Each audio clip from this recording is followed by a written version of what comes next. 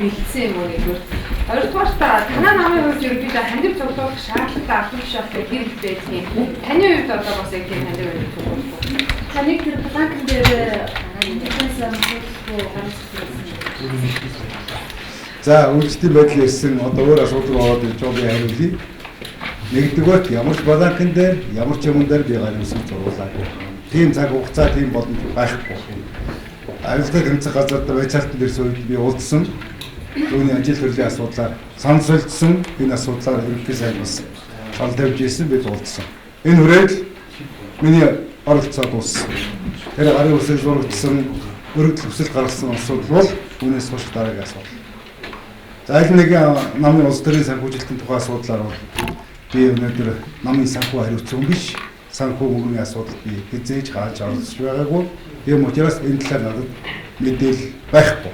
Та хандив цуглуулахгүй. Би өөрийнхөө цалингаар амьдардаг. Би 40 жил Монголын төлд ажиллаж байна. Энэ байдлаар энэ төрлийн журмаас хэрэгж ажиллаж байгаа. Энэ нэг өнөөс юм гоож явсангүй. Энэ нэг үнд юм өгч явсангүй. Таныг Монгол Улсын дараа энэ хоёр хандив олж ирээ гэж тулгуур чаардж байгаа гэсэн.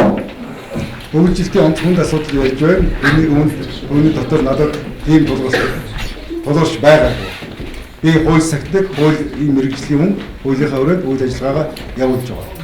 Дараагийн сайд. Баланс тийм аль нэгэн асуудал одоо байхгүй. Засгийн газар дээр шадар сайдыг инквайри даах юмдаа таныг ерөнхий спортын сайдаар үнэс асуудал. Тэрийг ерөнхий сайд сайхан мэргэжсэн.